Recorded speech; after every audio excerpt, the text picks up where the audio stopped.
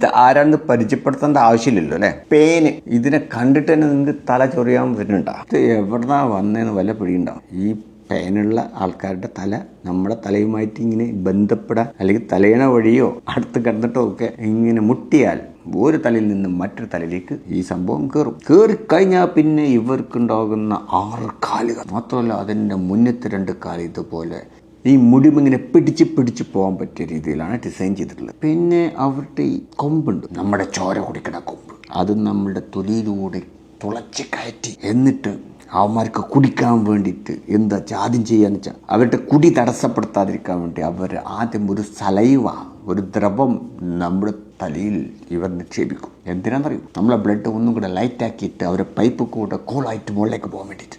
കാരണം നമ്മുടെ ചോര കുറച്ച് കട്ടിയല്ലേ, അതങ്ങോട്ട് ലൈറ്റാക്കിയിട്ട് ഈ കുഴൽ കൂടെ അവരെ വയറ്റിക്കാൻ ചെല്ലും.